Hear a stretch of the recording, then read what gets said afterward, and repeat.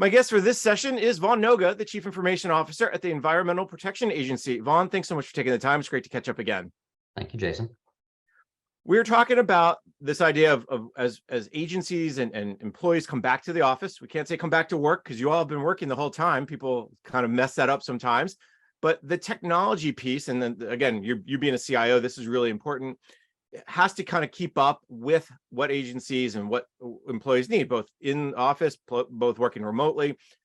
We talked to you a few years ago, maybe about 15 months ago, about the technology infrastructure upgrade. Let's start there. How has the EPA technology infrastructure evolved over the last few years to better support teleworkers and now, of course, the hybrid workforce? Yeah, I think, we're continually evolving, right? I actually, when I reflect back on the question you asked, I don't go back 3 years. I go back to Snowmageddon. When we had a bunch of folks in DC who were out for a long time, and it really kind of punctuated the need to ensure that we have a continually evolving infrastructure, which means we need to make sure we've got the right tools in our employees' hands so they can be effective anywhere. And so we really adopted the mobile workforce, if you will, laptops, issuing laptops back, many years ago. So when the pandemic hit, we were actually in a good position because our workforce had the tools they needed to get their jobs done. And it was really fine tuning at that point, really identifying, hey, now we've got this large number of folks who are working remotely. Can the infrastructure support that many people connecting to the network and doing their jobs? And really, we looked at fine tuning it. And I think we've adopted that. We continue to adopt that, and we continue refining. So during the pandemic, we got really good at provisioning resources. In pre-pandemic days, people would come into the office on their first day. They would get issued a laptop. During the pandemic, we had to be really good about how do we get these tools out to the employees so they're effective on the first day of work. And so we really looked at the pipeline of how we mail UPS these devices out to individuals so they're productive on day one. The change that's happened as folks come back to work, has that also forced you to rethink about refining that infrastructure? Kind of what's the next step in that adoption and refining? Because as folks are in the office, folks are working from home, you have to have the support. What does that look like over the last 6 months, a year or so? Yeah, I think what we adopted, and certainly we've adopted for quite a while, is we want the experience that you have at work to be the same experience that you have at home, right? So if you have to teach someone to work a different way, when they actually have to do it, they're not going to be as effective at it, right? So if you say, hey, this is how you're going to work regardless of where you sit, the education process is a lot easier. And so we've tried to reduce this is what's different about when you telework versus when you're in the office, right? So really the only difference that folks see when they're at home, albeit unless they need to use specialized tools, but for most people, it's the same experience. Generally, they for a lot of folks, they don't need to connect to the VPN to do their day-to-day activities. They can work remotely and not have to go through the extra step of attaching the VPN. And so again, part of our goal was to reduce the complexity by which people get their jobs done. And as CIO, that's really your goal, not to add complexity, not to add barriers, not to make it harder, because as you know, as I know, folks will find a way around it if you add too many roadblocks or even make it too hard to connect. You mentioned the VPN piece. That was something that you talked about a year ago, wanting to move off VPNs and reduce the reliance on that technology. Sounds like you have. Sounds like that's a success story. Well, we still use VPNs. They're still in use, but part of our goal was to reduce the requirement by which people needed to be on the VPN. And we've done that effectively. Without getting into the sensitivities that potentially come with it, are you relying more on cloud services? Are you relying more on multi-factor authentication? Can you just come maybe from a 50,000 foot level? All of the above. I mean, certainly, just like a lot of other federal agencies, we adopted, cloud cloud capabilities a long time ago, and having those in place allows us and affords us the opportunity to reduce the reliance on those VPN and on-premise type services.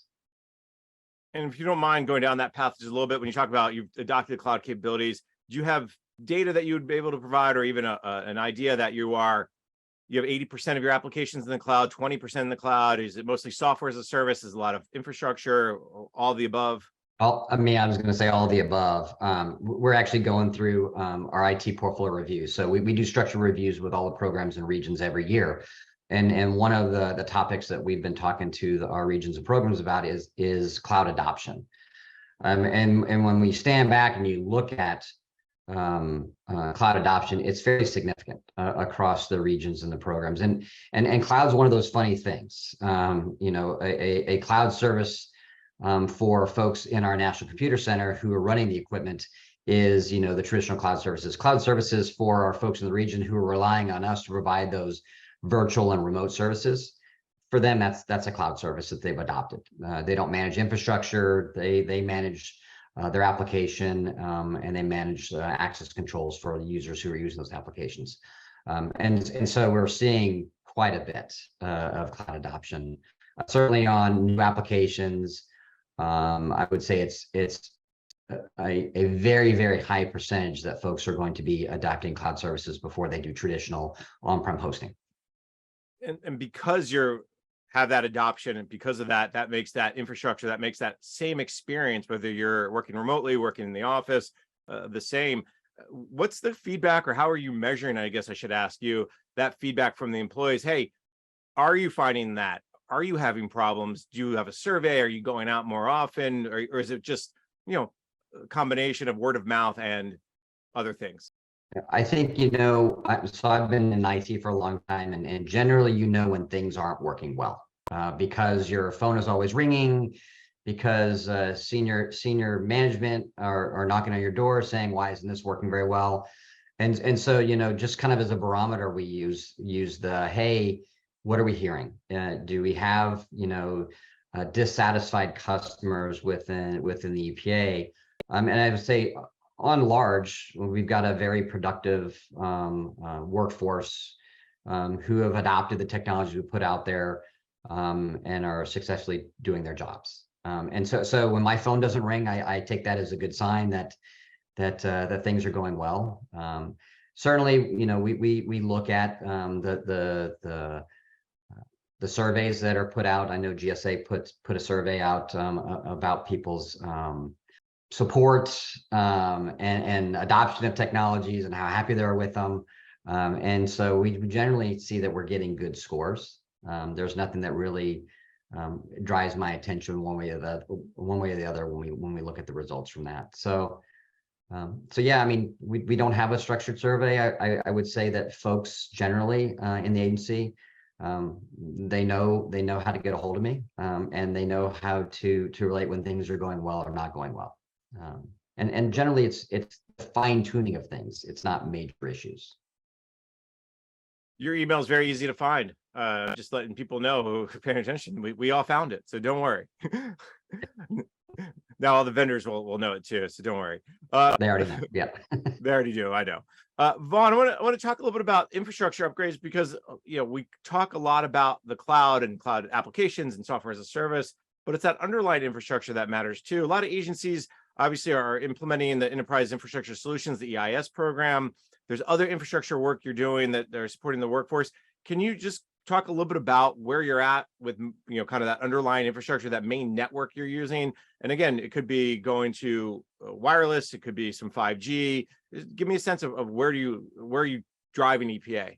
Yeah, just like everyone else, we've adopted EIS and the services there, and we're nearly 100% complete with our EIS transition, which I'm very happy about.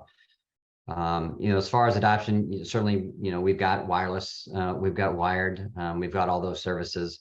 From an infrastructure perspective, and going back and looking at infrastructure, to me, infrastructure is something that you continually modernize. Right? I know that the big buzz is, how do we modernize? And I think when you get to the point where you're having a discussion about finding resources or dollars to modernize an aging infrastructure, you're already too late, quite frankly. We need to have this as part of the conversation on a daily basis. What part of the infrastructure do we need to modernize to make sure that we don't get behind? And so, something as simple as how we do refresh for laptop refresh.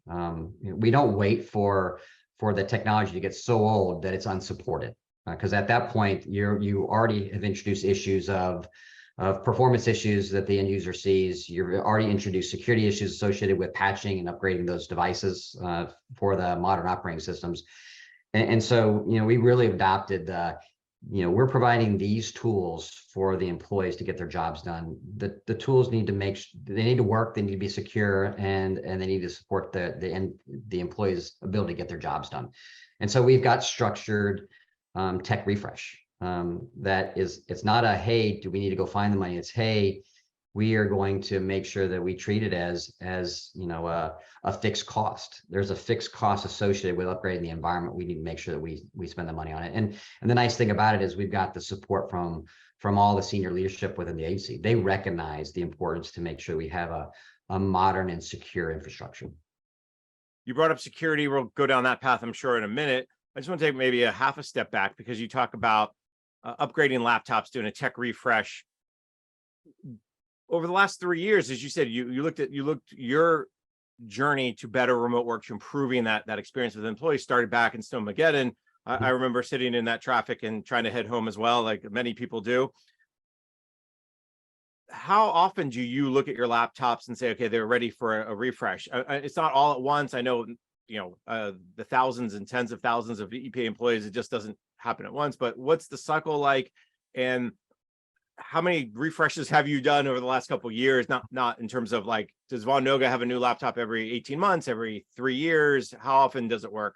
We look at the refresh between 20 and 25% of the workforce every year, right? So again, part of looking at refresh is you never get out of practice. If you try to do the entire workforce 100% in 1 year, well, so you've taken on that burden in 1 year, and you forget how you do refresh, and then 3 or 4 years later, you've got to be figuring out how to do refresh again. So we've actually structured in about 25% refresh every year. So we're looking at making sure that we've got a laptop that's out there and not in service more than 4 years. And we think that's about the sweet point for tech refresh. So I know the one thing you will hear is, when I come to my office and I plug in my laptop to the docking station and it takes so long to boot, I think that's what really frustrates people. And if they're at home, they say, well, I don't have that problem, even though it's the same machine, or I have this problem. I mean, I'm sure you've heard the stories about people who came to the office, the DoD, fix my damn computers. I'm sure you've seen those stories and heard from people about how, I can go get coffee, read the paper, and come back and I'm still booting. So if you can fix that, that's a very simple, hopefully, fix. Right. You mentioned security. Let's talk a little bit about security, because I think that's also an important piece to this. Obviously, you all at EPA got a investment from the Technology Modernization Fund to address some cyber challenges. I know there's some sensitivities there, and you're just starting to move out. Zero trust is a big topic. Maybe just give us an upgrade about how you're kind of connecting the security needs with the workforce needs, so you're not, again, creating barriers or creating obstacles where they figure out a way around it. Right. So going back to how we do tech refresh, one of the things that we also adopted was we are continually updating the user's environment through patching, through upgrades of operating systems, things like that. So our users have gotten used to the updates, right? So there was a time pre-pandemic when change or any change on the system was got a negative response. Oh my gosh, you're changing this. And I think during the pandemic, people really got accustomed to, hey, this is a different work environment. They got used to the Teams experience, if you will. They got used to my machine needs to update and stay patched, and we've continued that, right? So people, they are accustomed to that. They're used to it, and I think that's one of the things that we've really embraced is we really do have a very resilient and a very supportive workforce. They get, hey, we need to maintain our resources and make sure that they're secure. And so they have embraced the way that we do updates, because we continually update and patch machines. And that's irrespective of where they sit. We manage the secure devices all over the country. And again, that was the other thing that we adopted is I don't control the end user's network when they're sitting at home. And so because I can't control that, I need to ensure that the end device is secure, that they are, not going to websites that they couldn't get to while they were on network, right? So again, it's an equivalent experience, whether they're in the office or at home. And our employees, they've grown accustomed to it. I think the other thing that we've done is we've gotten really good about communicating change. And I think sometimes that's the Achilles heel, if you will, of the IT is, sometimes we speak our own language and the other 99% of the workforce doesn't understand a word you're saying, right? They look at these messages and they say, okay, what are they doing now? One of the things that I did when I got into this role was really look at the end user communications. And so we've got a whole team who are non-IT who work with our IT professionals so that they're able to actually convey what it is we're trying to have the end users do in a way that they understand in their language. And I think that's been very effective. And I would say on the IT side, for the folks who work in IT, I think they would say, hey, that was great. I don't have to worry about end user communications. I just need to worry about speaking to this group who's going to craft the language that goes out to the workforce. And so it's been highly effective. I think one of the things, as you point out, this communicating change, sometimes that's where it all falls apart, because people feel like, oh, what are you doing to me? And it's no, it's us together, because if we have a hole in the network, this affects your mission, this affects you, this affects me, this affects the entire agency. And I think having folks understand that has been a big change over the last few years. Is that true as well up and down the chain? As EPA has been always very supportive, very tech focused, forward facing, but it doesn't mean the leadership, the administrator and the deputy administrator necessarily understood the value of technology. Oh yeah, I have my BlackBerry, remember those days, or I have my now iPhone or Android phone. Has the pandemic shifted that view to say, yeah, Vaughn, we need to do more to support you and your team? I think that's up and down the leadership chain. We routinely meet with the deputy administrator. We provide her updates, cybersecurity updates. We provide our tech updates. So she's very familiar, and she provides a lot of great input. And certainly on the communication side, one of the things that we've included and we're continuing to include is the why we're doing it, right? Sometimes we can communicate change, but sometimes it's important to say, hey, we're doing this because of some cybersecurity issue. So the employees really understand that it's not just something that's being done. There's a reason why we're doing it. But yeah, we get great support from senior leadership across the agency. And I would hope you say that. I mean, it would be news if you said we got awful support from. So, but no, I think it's what I've heard from a lot of people is a lot of CIOs, a lot of others in the government is this idea that the leadership always knew the importance of technology, but the pandemic really drove home just how key it is. And that's the other piece. Do you feel like you're better secured today? And I know it's hard to measure security, but do you feel like you're better secured today than you were, again, 3, 4, 5 years ago? Not just because the technology is better, but people understand it. Hey, when I'm at home, go ahead, pick it up. I know you. I think so. I mean, I would like to think so. I think part of it is, we've got a more engaged workforce. A lot of folks understand the risks, the cybersecurity risks that are out there. I think the other thing is when we moved, during the pandemic, when the IT assets left the building and we didn't have control of the network, you have to start thinking a different way, right? The whole castle moat and really the reason, the push for zero trust is, we don't know where these resources are, right? We can tell users, hey, don't connect to an unsecure network, but at the end of the day, that's a behavior that's hard to control, right? But what we can control is that endpoint. right? We can control how they authenticate to it. We can control how that endpoint authenticates into the agency. We can control those aspects of it. We can monitor that device remotely. We can patch it remotely. We can, if there's malware gets introduced, do we get alerts? So I would like to think that we're probably more secure. Is that, saying that there's not security risks? There's always security risks. I tell folks, I said, there's more bad guys than good guys, and they're always looking to exploit, those zero-day vulnerabilities that pop up. And so part of this is not only making sure that we put the technical controls in place to secure those assets, but that we also provide training to our end users, so they not only get trained on, hey, this is what I'm looking for when I'm on my work computer, but hopefully some of that training will help them in their everyday when they're on their own computer of what to look for, not look for. Something as simple as phishing, right? When you get all this email, we perform exercises quarterly on phishing, and for us it's a training opportunity. It's not a gotcha moment. Because I think phishing has gotten real good.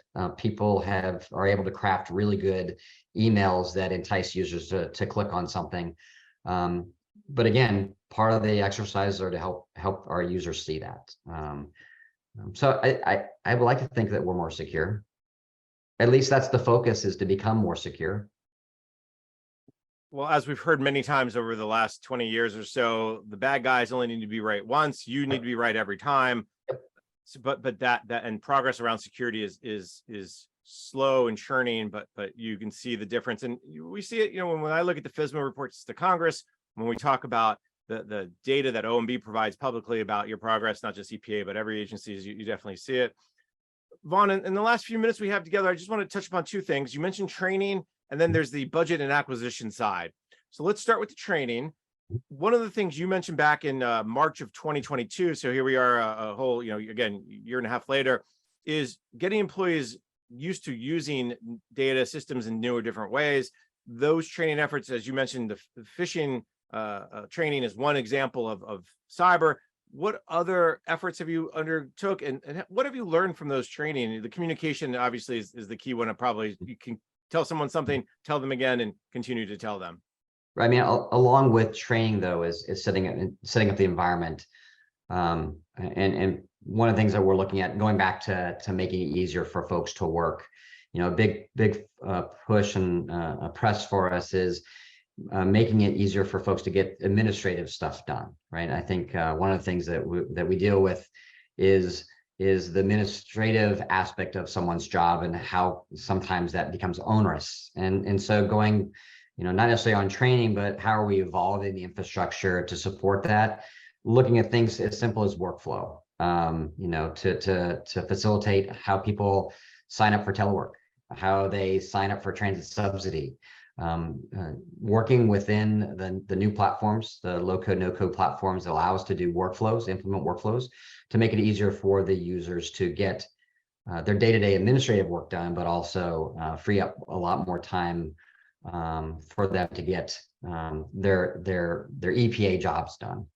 Going back to training, again, we're looking at implementing training, certainly for cyber. We've advanced that. We've included additional trainings through the exercises, and those exercises, when someone does click on it, it directs them to additional training. We're looking at how we're advancing 508 training, right? 508 is a huge push for us in the agency to make sure that that our systems are 508 compliant, the materials that are published are 508 compliant, and so there's a whole training part of that. And again, it's really important to us, the EPA, to make sure that our materials are accessible by everybody. I think you wanted to pivot in our final minutes on the budget side of it, and I'll let you ask your question then. Well, actually, you got me interested in the workflow piece, so let me do that real quick, and then we'll get the budget piece. The low-code, no-code platforms enables better workflow. Are you also implementing things like digital signatures? Are you trying to get away from I bring you a piece of paper, you sign it, you send it to your boss, who signs it, who sends it back to somebody? Yep. And what other we'll use quotes here, this new technologies are you trying to implement to improve the workflow? Yeah, I mean, we adopted digital signatures, vis-a-vis PDFs, things like that, Word documents. We adopted that early on in the pandemic. And in fact, I will share with you, I had to get a new PIV card, and so I wasn't able to apply digital signature to a PDF file. And this was just a few days ago. I actually had to print it out and actually sign a document, and I hadn't signed a document in probably 3 years. And it, to me, actually took longer to apply a wet signature and scan that document back in to be able to transmit it than it did for me to apply a signature to a PDF file and send it. The next phase that we're going to is the whole workflow, where I don't even have to apply a signature; it's applied and acknowledged to the workflow. And so again, that's where we're going, to get out of the signature or the digital signature on a PDF file. All right. Hopefully you got your PIV card fixed, and now you can go back to the dry signature. Real quick on the budget and acquisition side, that's another key piece to this infrastructure. Do you have the money for it? You mentioned tech refresh as one example, and obviously, can you get the tech and or improve the infrastructure through acquisition? Maybe just give me a quick sense of how you're working with other in the CXO community at EPA. Yeah, so we partner closely with the CFO. We also partner with our acquisition folks very closely. I think one of the things working with the CFO is they recognize these fixed costs, right? And so we ensure that there are dollars within the budget every year to do tech refresh, not only laptops, but also infrastructure like, switches and routers, things that aren't necessarily user facing, but the folks in the acquisition folks and our folks in the CFO's office recognize that in order for us to maintain a modernized infrastructure, it requires the investment, and it shouldn't be something that you should have to ask for once every 4 or 5 years. It should be something that we plan for. And I think when you would go through the ups and downs of IT budgeting, which we used to do, the first year I needed to replace 100% of my laptops. There's a huge budget request.